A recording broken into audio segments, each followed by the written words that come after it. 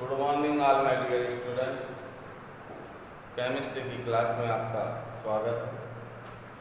आज हमारा केमिस्ट्री का लेक्चर नंबर 26 है, जिसमें पिछली क्लास में हमने कोलराउस के नियम के अनुप्रयोग देखे थे और आज हम नया टॉपिक पढ़ेंगे और हेडिंग लगा होगी विद्युत रासायनिक सेल।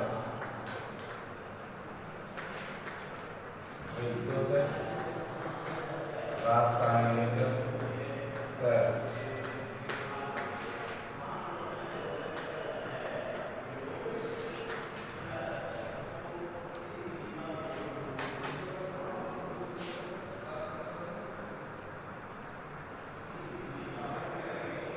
तो आज का टॉपिक है हमारा विद्युत रासायनिक सेल। देखो, हमने पिछली क्लासों में एक टॉपिक पढ़ा था विद्युत अपघटनी सेल और एक है ये विद्युत रासायनिक सेल। तो विद्युत अपघटनी सेल और विद्युत रासायनिक सेल एक दूसरे के विपरीत कार्य करते हैं। विद्युत अपघटनी सेल में तो हमने देखा था कि विद्युत ऊर्जा को किसमें बदला जाता था, रासायनिक ऊर्जा में, जबकि विद्युत रासायनिक सेल में रासायनिक ऊर्जा को किसमें बदला जाता है, विद्युत ऊर्जा में। तो लिखोगे सबसे पहले विद्युत रासायनिक सेल की परिभाषा।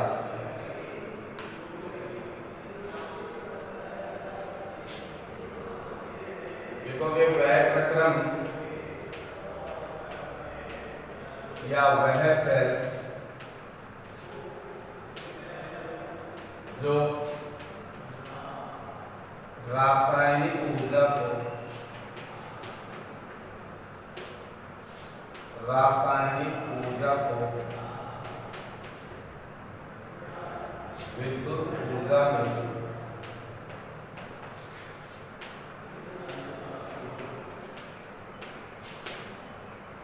विद्युत ऊर्जा में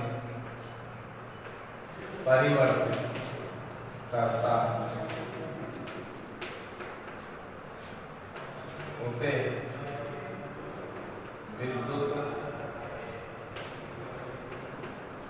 विद्युत रासायनिक सेल,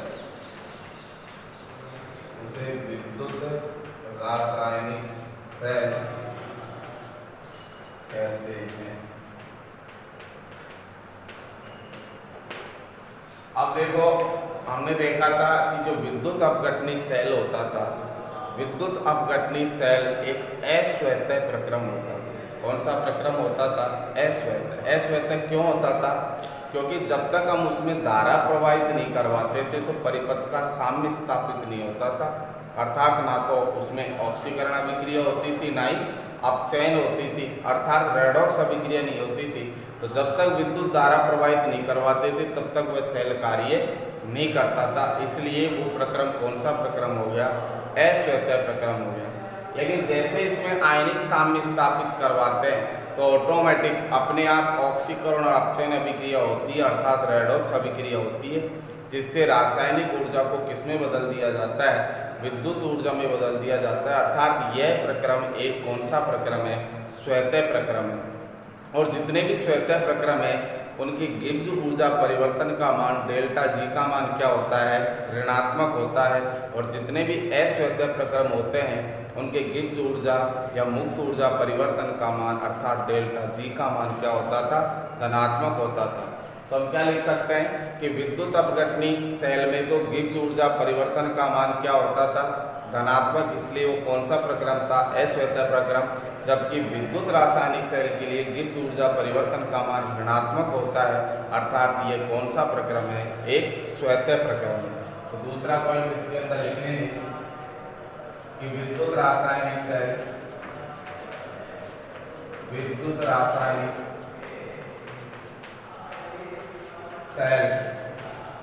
के लिए गिव ऊर्जा परिवर्तन, गिव ऊर्जा परिवर्तन, इसे डेल्टा जी से गिव ऊर्जा परिवर्तन का मान ऋणात्मक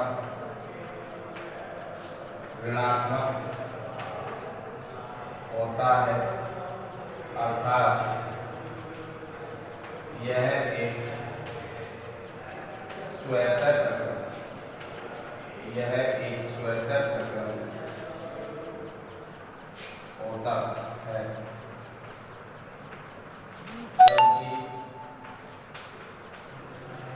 विद्युत अपघटनी सेल, जबकि विद्युत अपघटनी सेल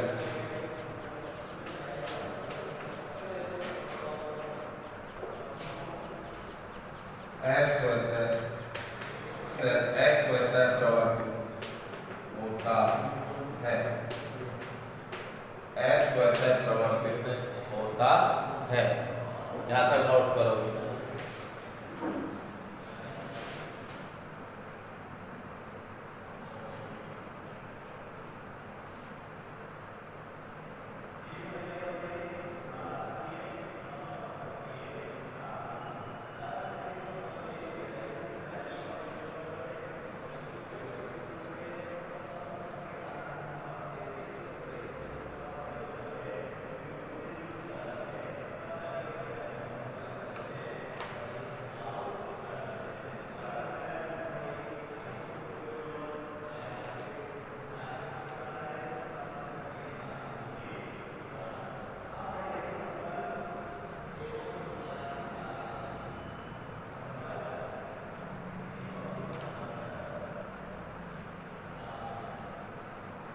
इसके बाद विद्युत रासायनिक सेल की जो सबसे पहले खोज की थी सन 1780 में तो लुइजी गैल्वेनी ने और एलेसेंड्रो वाल्टा ने 1800 में इन विद्युत रासायनिक सेलों की क्या की थी, खोज की थी। इसलिए प्रारंभ में इन्हें गैल्वेनिक सेल या वोल्टीय सेल कहा जाता था, लेकिन वर्तमान समय में इन डैनियल गैल्वेनिक सेलों को किस नाम से जाना जाता है, विद्युत रासायनिक सेल के नाम से जाना जाता है। एक लाइन लिख सकते हैं कि सर्वप्रथम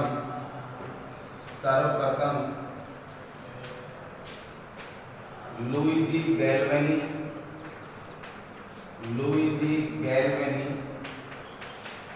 1780 व एलेसेंड्रो वाल्टा 1800। सर्वप्रथम लुइजी गैल्वेनी व एलेसेंड्रो वाल्टा नामक वैज्ञानिकों ने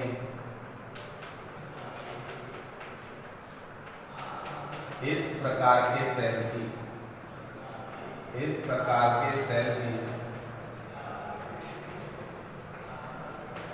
खोज की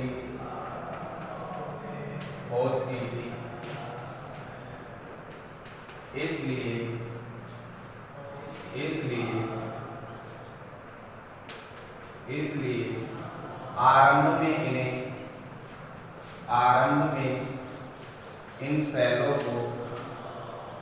इसलिए आरंभ में इन सेलों को गैल्वेनिक सेल या वोल्टीय गैल्वेनिक सेल या वोल्टीय सेल कहा जाता था, लेकिन वर्तमान समय में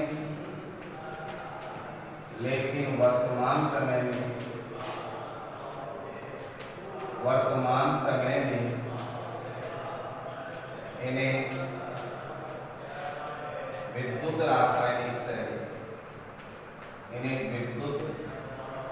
रासायनिक सेल कहा जाता है, विद्युत रासायनिक सेल कहा जाता है।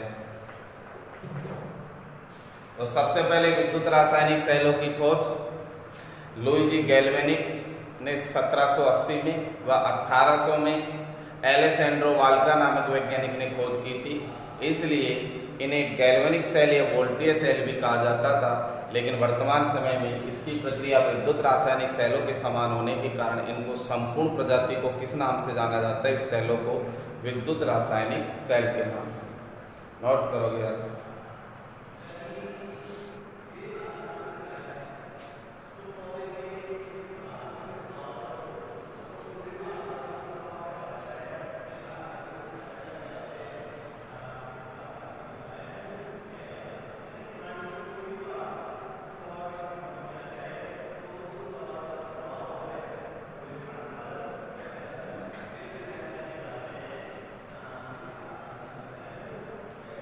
अब हम अलग से पढ़ेंगे। गैल्वेनिक सेल को डेनियल सेल भी कहते हैं, वोल्टीय सेल भी कहते हैं। सबका मतलब एक ही है, चाहे गैल्वेनिक सेल बोल दो, चाहे डेनियल सेल बोल दो, चाहे वोल्टीय सेल बोल दो। ठीक है, तो हम डेनियल सेल की संरचना पढ़ेंगे, उसकी क्रियाविधि पढ़ेंगे। डेनियल सेल की तो हेडिंग लगाओगे अलग से। विद्युत रासायनिक सेल में हम पहला सेल पढ़ रहे हैं, गैल्वेनिक सेल या डेनियल सेल।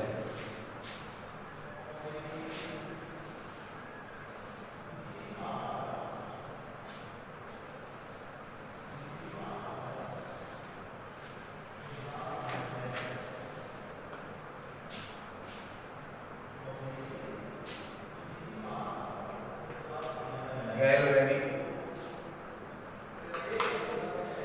सेल या डेनियल सेल।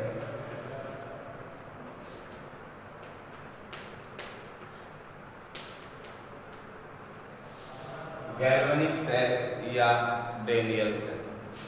तो देखो, गैल्वेनिक सेल या डेनियल सेल में क्या होता है? दो धात्विक इलेक्ट्रोड होते हैं, दो धात्विक इलेक्ट्रोड होते हैं जो एक ही पात्र में या अलग अलग पात्र में क्या होते हैं? डूबे हुए। एक ही पात्र में भी डूबे हुए हो सकते हैं और अलग अलग पात्र में भी डूबे हुए हो सकते हैं। और यदि एक ही पात्र में डूबे हुए होते हैं तो उनके बीच में दो वैद्युत अपघट्ट विलीनों को पृथक करने के लिए बीच में एक दीवार होती है जिसे बोलते हैं सैरंध्र दीवार। सैरंध्र दीवार का मतलब, रंध्र का मतलब होता है छिद्र, जिसमें छोटे छोटे दीवार में क्या पाए जाते हैं? छिद्र पाए जाते हैं, तो वो सरंध्र दीवार पाई जाती है। और ये सरंध्र जो दीवार होती है, इनसे आयनों का क्या होता है? प्रवाह होता है। और ये मिट्टी की बनी हुई होती है। सरंध्र दीवार किसकी बनी हुई होती है? मिट्टी। यहाँ हम दो इलेक्ट्रोड ले लेते हैं। एक इलेक्ट्रोड तो इस पात्र में लगा हुआ है और एक इलेक्ट्रोड इस पात्र में लगा हुआ है, और दोनों इलेक्ट्रोडों को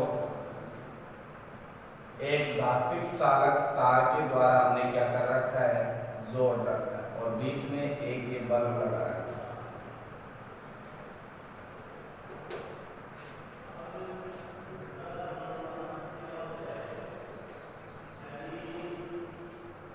ध्यान रखना, इसके अंदर जो वैद्युत अपघट्ट लिया गया है, तो जिस धातु का वैद्युत अपघट्ट होता है उसी धातु का क्या बनाया जाता है? इलेक्ट्रोड। जैसे ये जिंक धातु का इलेक्ट्रोड है तो इसके अंदर विलियम भरा हुआ होगा जिंक सल्फेट। जो वैद्युत अपघट्ट है उसी धातु का क्या लिया जाता है? इलेक्ट्रोड लिया जाता है। जैसे इसमें जिंक सल्फेट का वैद्युत अपघट्ट विलियम भरा हुआ है, तो इलेक्ट्रोड भी कौन सी धातु का होना चाहिए? जिंक धातु का। ये हो गया जिंक इलेक्ट्रोड। जैसे दूसरे वैद्युत अपघट्ट के अंदर हमने विलियन या जो सॉल्यूशन ले रखा है वो ले रखा है कॉपर सल्फेट का, CuSO4 का। तो ये इलेक्ट्रोड होगा, जो कौन सा इलेक्ट्रोड होगा? Copper electrode. कौन सा इलेक्ट्रोड होगा? ये कॉपर का इलेक्ट्रोड। तो संरचना के अंदर आपको ध्यान रखना है, कि हम एक ही पात्र के अंदर यदि दो भिन्न भिन्न वैद्युत अपघट्य विलयन लेते हैं तो उन्हें पृथक करने के लिए या तो बीच में क्या लगाई जाती है, सरंध्र दीवार। यदि एक ही पात्र ले लेकर हम दो अलग अलग पात्र ले ले तो मैं दूसरा डायग्राम इसका इस प्रकार से भी बना सकता हूँ कि मैंने अब की बार दो अलग अलग पात्र ले लिए और दो अलग अलग पात्रों में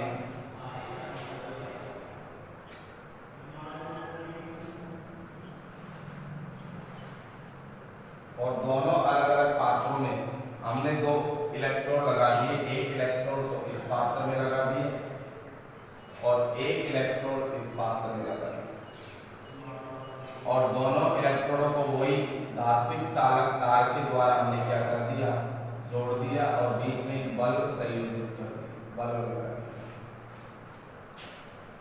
इसके ये इलेक्ट्रोड हमने जिंक इलेक्ट्रोड ले लिया, जिंक इलेक्ट्रोड, और इसके अंदर जो सॉल्यूशन भर दिया हमने वो जिंक सल्फेट का ZnSO4। इसके अंदर जो सॉल्यूशन भर दिया वो है ZnSO4 और ये वाला इलेक्ट्रोड ले लिया हमने कॉपर इलेक्ट्रोड और इसके अंदर जो सॉल्यूशन भर दिया हमने वो है कॉपर सल्फेट। तो दोनों में आयनिक साम्य स्थापित करने के लिए यहाँ तो बीच में सरंध्र दीवार होती थी लेकिन इसमें आयनिक साम्य स्थापित नहीं है, इसलिए इन दोनों पात्रों को लवण सेतु साल्ट ब्रिज के द्वारा, लवण सेतु के द्वारा क्या कर दिया जाता है, जोड़ दिया जाता है।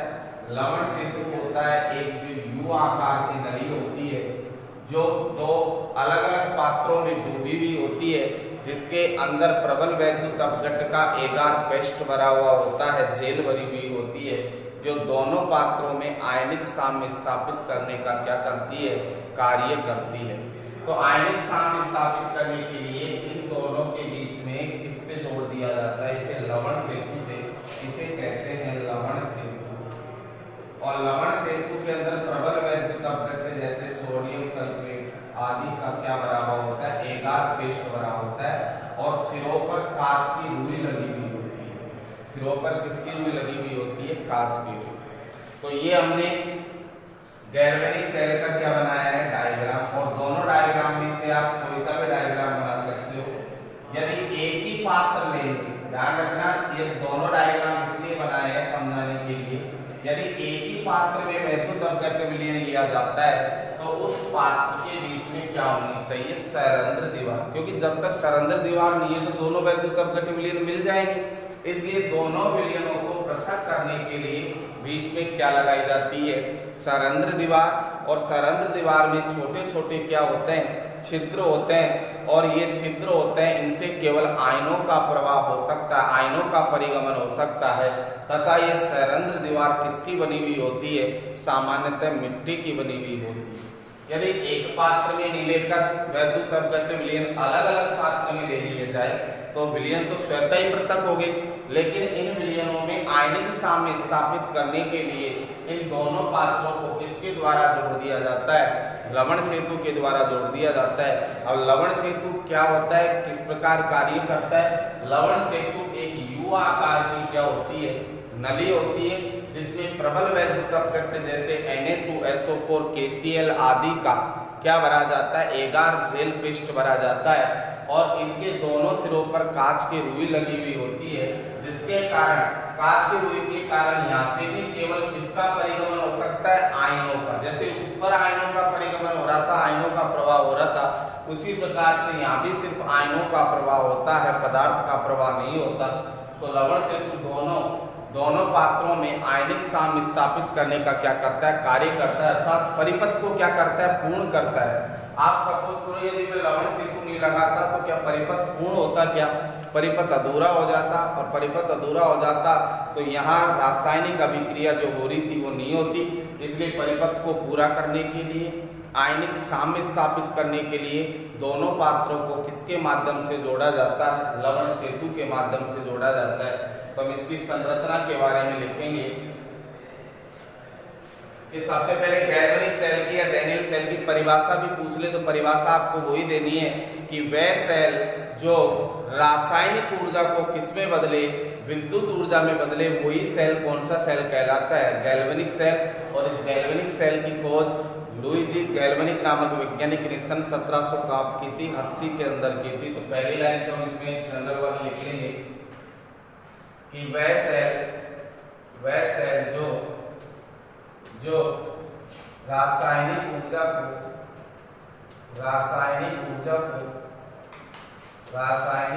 को विद्युत ऊर्जा में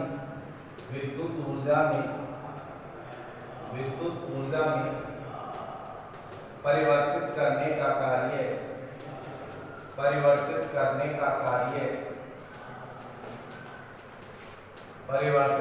का कार्य करता है, उसे गैल्वेनिक सेल या डैनियल सेल कहते हैं।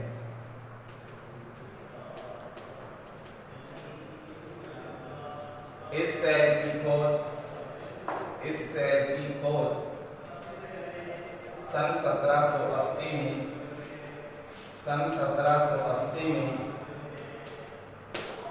1780 में लुईजी गैल्वेनिक नामक वैज्ञानिक ने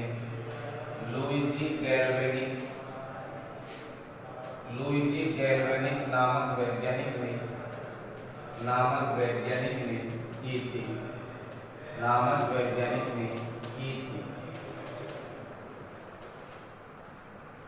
अब इस सेल की संरचना के बारे में लिखे तो संरचना में देखो ध्यान से समझोगे, एक बार संरचना के बारे में लिखेंगे तो संरचना में क्या बताएंगे कि इसके अंदर दो धातु के क्या होते हैं, इलेक्ट्रोड होते हैं। और ये दो धातु के इलेक्ट्रोड होते हैं जो एक ही पात्र में भी डूबे हुए हो सकते हैं और अलग अलग पात्र में भी क्या हो सकते हैं, डूबे हुए हो सकते हैं। यदि एक पात्र में डूबे हुए हैं तो उनके बीच में सरेंद्र दीवार होती है, और यदि अलग अलग पात्र के डूबे हुए हैं ये इलेक्ट्रोड तो उनमें आयनिक साम्य स्थापित करने के लिए लवण सेतु के द्वारा उन्हें क्या किया जाता है, जोड़ा जाता है। ध्यान रखना, जो यहाँ पर इलेक्ट्रोड जिसके अपचयन विभव मैं कह सकता हूँ, जिस इलेक्ट्रोड की क्रियाशीलता अधिक होती है वो इलेक्ट्रोड तो काम करता है एनोड का। ध्यान रखना, जिस धातु की, जैसे मैं जिंक में और कॉपर की तुलना करूं तो जिंक की क्रियाशीलता होती है जो अधिक होती है, और ध्यान रखना जिस इलेक्ट्रोड की या जिस धातु की क्रियाशीलता अधिक होगी वह तो काम करेगा किसका, एनोड का, और जिसकी क्रियाशीलता कम होगी वह कार्य करेगा किसका, कैथोड का। तो यहाँ जिंक तो काम करेगा एनोड का और कॉपर काम करेगा कैथोड का। देखो विद्युत अपघटनी सेल में तो तुमने देखा था एनोड पर तो पॉजिटिव चार्ज था और कैथोड पर क्या था, नेगेटिव। जस्ट यहाँ उसके विपरीत होगा, एनोड पर तो चार्ज होगा किसका, माइनस का, और कैथोड पर चार्ज होगा किसका, प्लस का। और मैंने बताया था कि एनोड पर हमेशा ऑक्सीकरण होता है और कैथोड पर हमेशा क्या होता है, अपचयन होता है। और इसको याद करने के लिए विद्युत रासायनिक सेल में lawn, LOAN, lawn, L for left side, O for oxidation, A for anode और N फॉर नेगेटिव।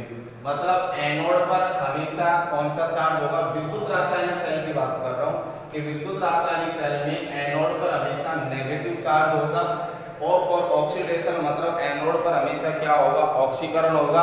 और L फॉर लेफ्ट साइड, इसका मतलब एनोड को हमेशा कहाँ लिखा जाएगा, लेफ्ट साइड में लिखा जाएगा। कौन सी साइड में, तो यहाँ एनोड लेफ्ट साइड में है, एनोड पर नेगेटिव चार्ज है और एनोड पर क्या होगा, ऑक्सीकरण होगा। तो ये याद करने की ट्रिक है। यदि आपको एनोड का पता है तो कैथोड का इसका जस्ट क्या कर सकते हो, विपरीत कर दो, उल्टा कर दो, तो आपके कैथोड का आ जाएगा। कि कैथोड में यहाँ नेगेटिव था तो यहाँ क्या होगा, पॉजिटिव चार्ज होगा। यहाँ ऑक्सीकरण हो रहा था तो कैथोड पर क्या होगा, अपचयन होगा। यहाँ एनोड को लेफ्ट हैंड साइड लिखा जाता है तो कैथोड को कहाँ लिखा जाएगा, राइट हैंड साइड क्या होगा, लिखा जाएगा। तो इसकी संरचना के बारे में अलग से पॉइंट डाल के लिख दो, इसकी संरचना। तो संरचना के बारे में हम लिख सकते हैं कि इस सेल में एक ही पात्र में या अलग अलग पात्र में या अलग अलग पात्र में दो धात्विक इलेक्ट्रोड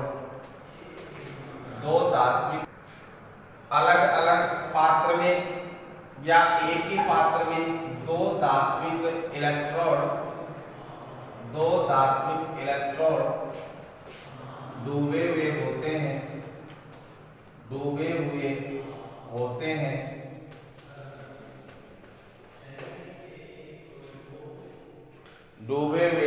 होते हैं तथा पात्र में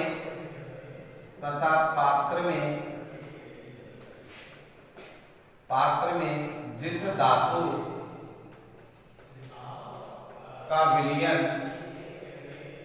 धातु का विलयन भरा हुआ होता है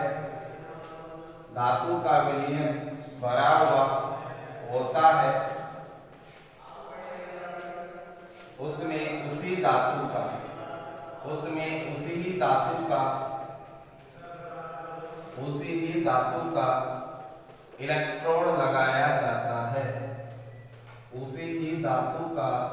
इलेक्ट्रोड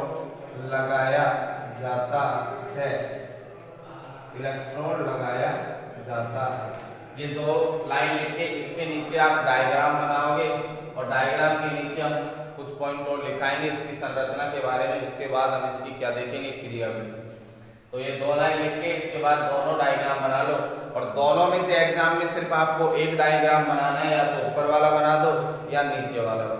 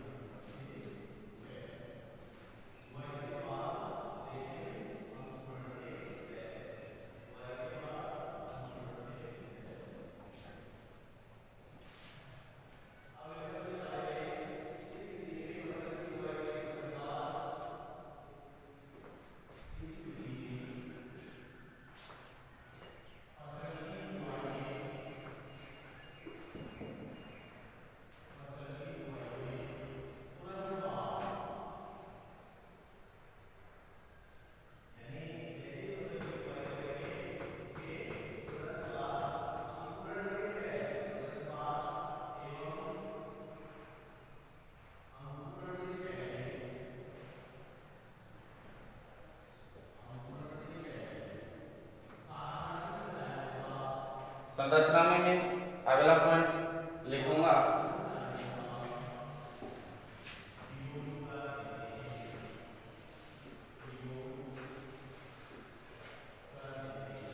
देखो हमने लिखा था कि दो धात्विक इलेक्ट्रोड होते हैं, या तो एक ही पात्र में डूबे हुए हो सकते हैं या अलग अलग पात्र में डूबे हुए हो सकते हैं, और जिस धातु का तुमने इस पात्र में विलयन लिया है इलेक्ट्रोड भी उसी धातु का होना चाहिए। जैसे आपने जिंक सल्फेट में जिंक धातु का विलयन है तो इलेक्ट्रोड भी किसका लिया है, जिंक का।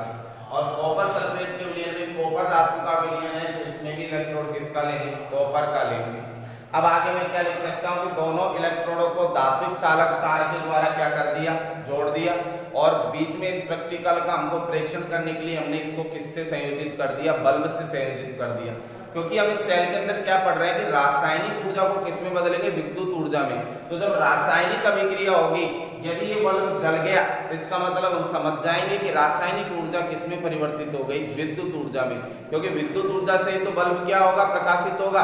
तो यहाँ पर बल्ब क्या हो जाता है, प्रकाशित हो जाता है, अर्थात रासायनिक अभिक्रियाओं के द्वारा रासायनिक ऊर्जा से यहाँ पर किस में परिवर्तित किया गया, विद्युत ऊर्जा में। तो हम अगला पॉइंट इसके अंदर लिख सकते हैं कि इसमें धातु का इलेक्ट्रोड लगाया जाता है। इन धात्विक इलेक्ट्रोडों को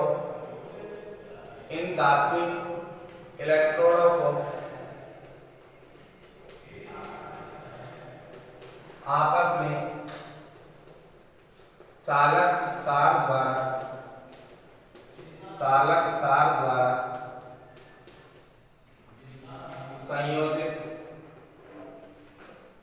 संयोजित कर दिया जाता है।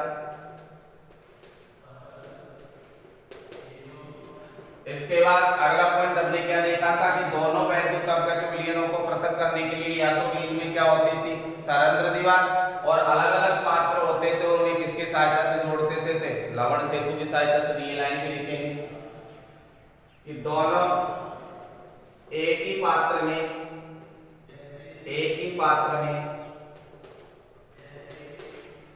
दो वैद्युत अपघट्य विलयनों को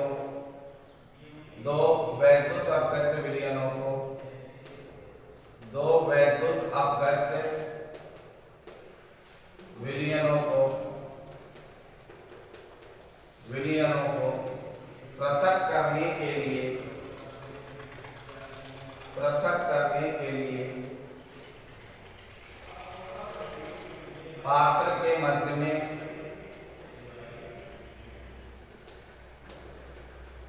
एक सरंध्र दीवार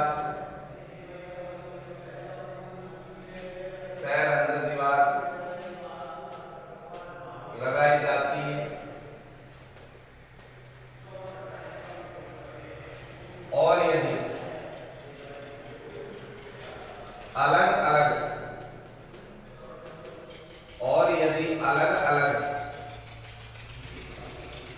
पात्र हो तो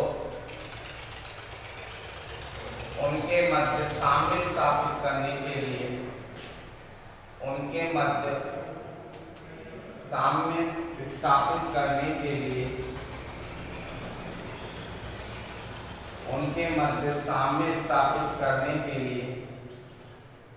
उन्हें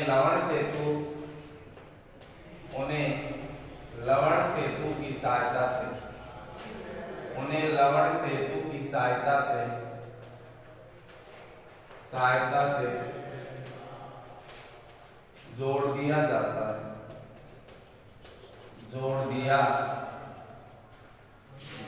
है।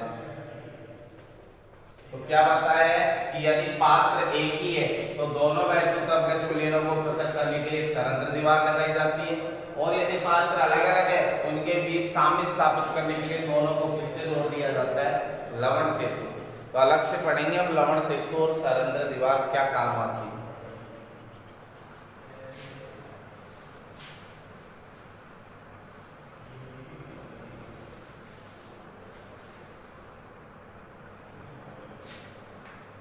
इसके बाद हम देखते हैं इसकी संरचना के बारे में। हमने बेसिक पॉइंट देखी है इसके, अब इसकी क्रिया विधि पर चर्चा करेंगे। तो पहले आप यहाँ तक इस संरचना वाले पॉइंट को नोट करोगे।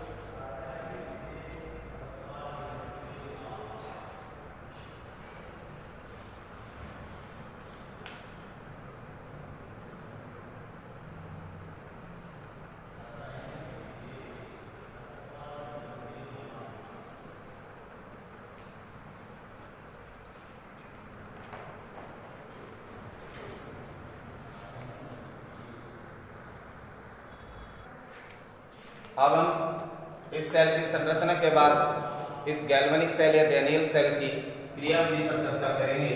तो इसी में हेडिंग लगा होगी क्रिया विधि, और क्रिया विधि को सबसे पहले समझोगे। क्रिया विधि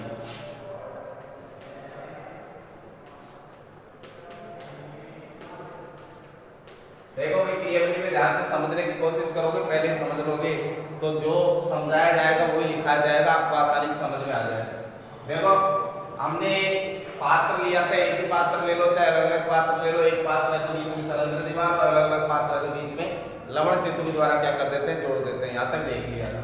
आप देखो जैसे ही यहाँ परिपथ में परिपथ स्थापित होता है अर्थात परिपथ पूर्ण होता है, तो परिपथ भी पूर्ण होने पर मैंने बताया था ये कौन सा प्रक्रम है, श्वेत प्रक्रम। तो ऑटोमेटिक अभिक्रिया होने लगती है। अभिक्रिया किस प्रकार से होती है कि आपको पता है धातु किसे कहते हैं, कि धातुओं का एक गुण होता है कि धातु इलेक्ट्रॉन त्याग कर धनायन बनाने की क्या रखती है, प्रवृत्ति रखती है।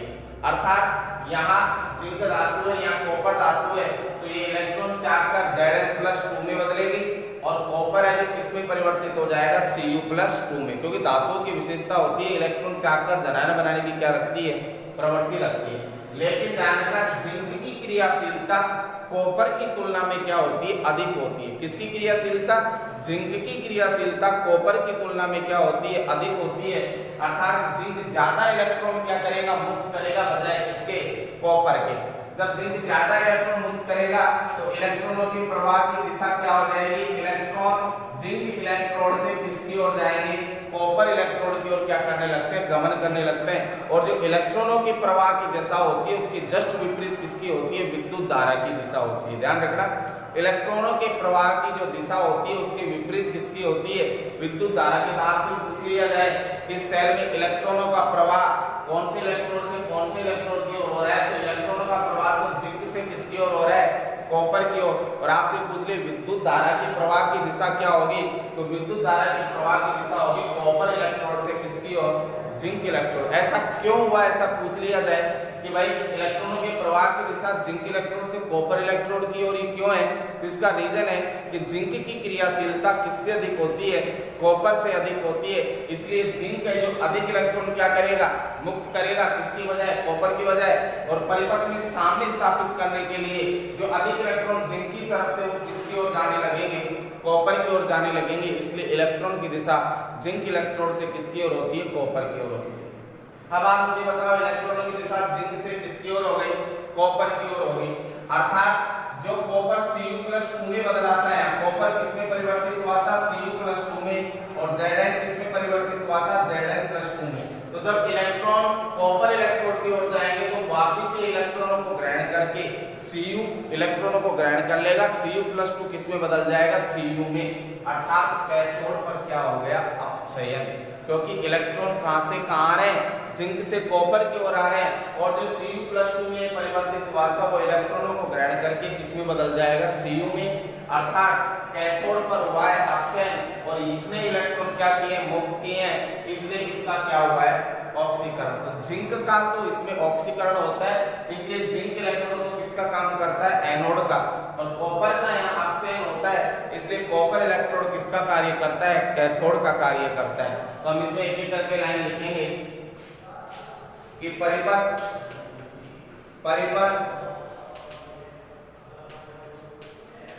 पूर्ण होने पर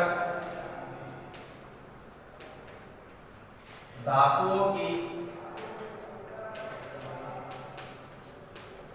विशेषता होती है कि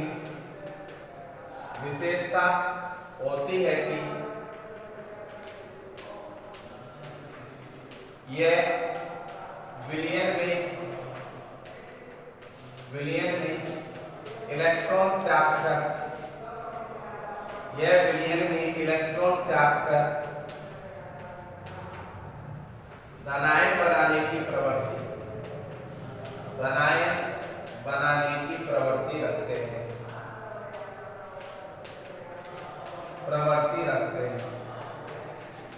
और जब ये धनायन बनाने की प्रवृत्ति रखेंगे तो Zn तो बदल जाएगा Zn+2 में और Cu बदल जाएगा किसमें, Cu+2 में।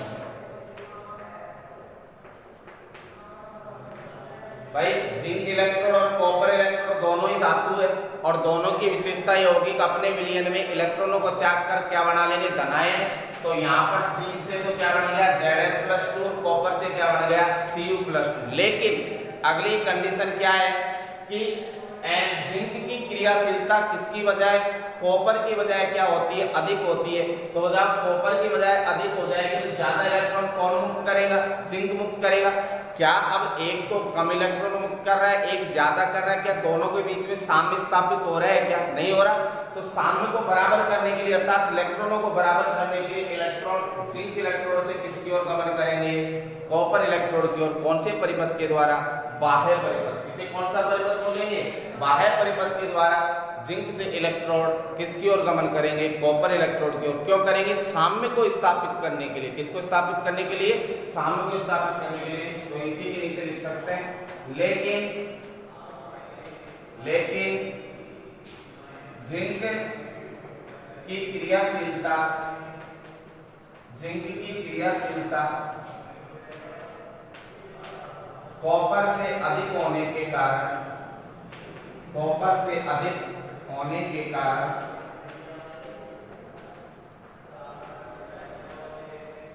जिंक अधिक इलेक्ट्रॉन मुक्त करता है, अधिक इलेक्ट्रॉन मुक्त करता है, जिसके कारण परिपथ का साम्य विचलित हो जाता है, परिपथ का साम्य विचलित हो जाता है, परिपथ का साम्य विचलित हो जाता है। अब विचलित हो गया तो साम्य को क्या करना पड़ेगा, वापस स्थापित। तो साम्य को स्थापित करेंगे तो ज्यादा इलेक्ट्रॉन थे वो किसकी ओर चले जाएंगे, जहां कम इलेक्ट्रॉन थे, अर्थात जिंक इलेक्ट्रोड से इलेक्ट्रॉनों का प्रवाह किसकी ओर होने लगेगा, कॉपर इलेक्ट्रोड की ओर। तो हम अगले लाइन के अंदर लिख सकते हैं। तो साम्य स्थापित करने के लिए, साम्य स्थापित करने के लिए, साम्य स्थापित करने के लिए इलेक्ट्रॉनों का प्रवाह, इलेक्ट्रॉनों का प्रवाह जिंक इलेक्ट्रोड से, इलेक्ट्रॉनों का प्रवाह जिंक इलेक्ट्रोड से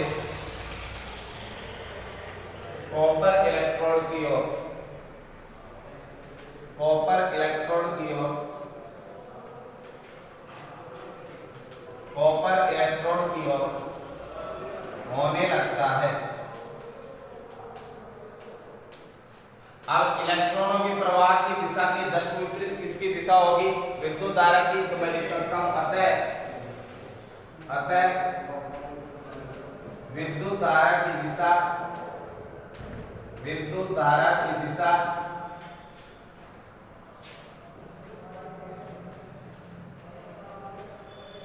कॉपर इलेक्ट्रोड से जिंक इलेक्ट्रोड की ओर, जिंक इलेक्ट्रोड की ओर, जिंक इलेक्ट्रोड की ओर होती है। अब इलेक्ट्रॉन जिंक से कॉपर की ओर जा रहे हैं तो यहाँ पर जो Cu+ आयन था वो इलेक्ट्रॉन ग्रहण करके अपचयित होकर किसमें परिवर्तित हो जाएगा, Cu में, अर्थात कॉपर इलेक्ट्रोड पर कॉपर का क्या हो जाता है, अपचयन, और जिंक इलेक्ट्रोड पर जिंक का क्या होता है, ऑक्सीकरण। तो इसी के नीचे मैं लिख सकता हूं आगे, अतः इलेक्ट्रॉनों के प्रवाह के कारण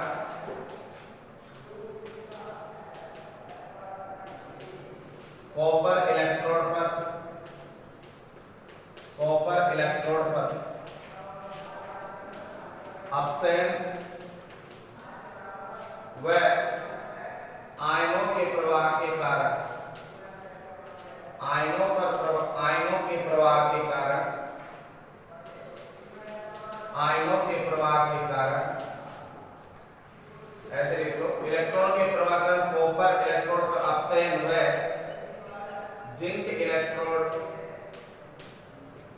जिंक इलेक्ट्रोड पर जिंक का ऑक्सीकरण, जिंक का ऑक्सीकरण होता है, जिंक का ऑक्सीकरण होता है। तो हम इसकी एनोड और कैथोड पर अभिक्रिया लिखेंगे।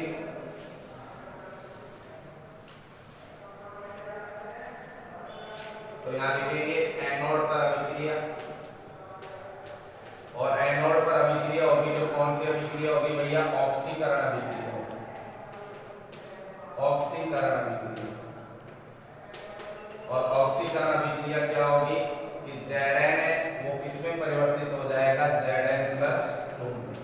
फिर लिखेंगे कैथोड पर अभिक्रिया, कैथोड पर अभिक्रिया, और कैथोड पर क्या हो रहा है यहाँ, अपचयन, कैथोड पर क्या हो रहा है, अपचयन, और कैथोड पर अपचयन होगा तो Cu+2 था वो परिवर्तित हो जाएगा Cu में, दो इलेक्ट्रॉनों को क्या करके ग्रहण करके।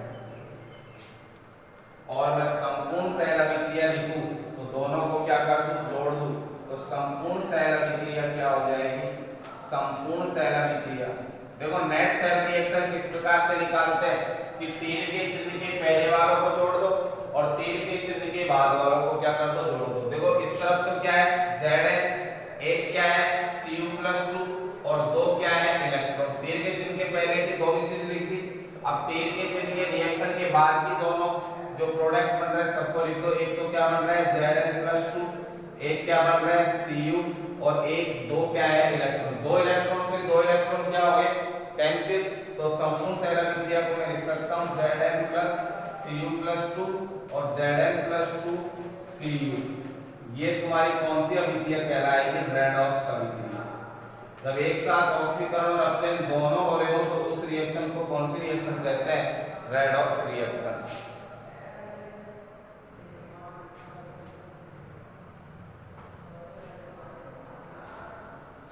अतः इसी के लिए रेडॉक्स अभिक्रिया के फलस्वरूप, रेडॉक्स अभिक्रिया के फलस्वरूप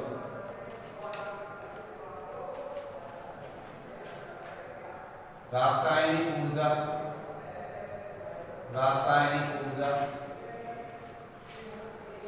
विद्युत ऊर्जा में परिवर्तित होती है।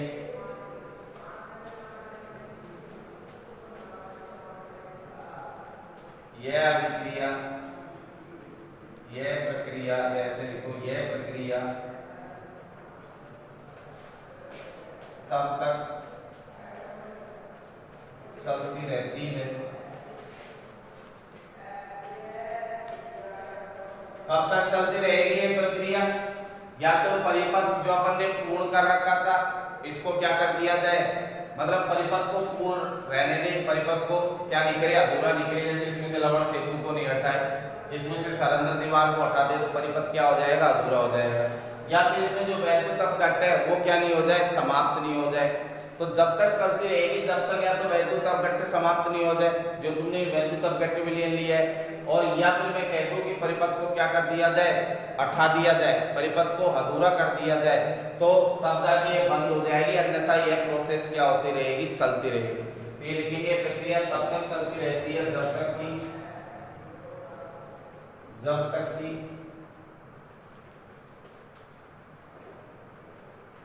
वैद्युत अपघट्ट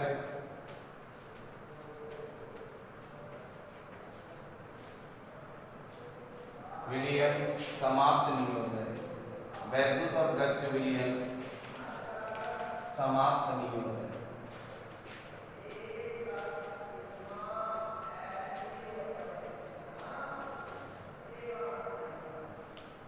और ये मतलब प्रकाशित कर लेना, प्रकाशित का मतलब इस प्रकार से इसको जरा ये प्रकाशित बल, ये लिख देना प्रकाशित बल।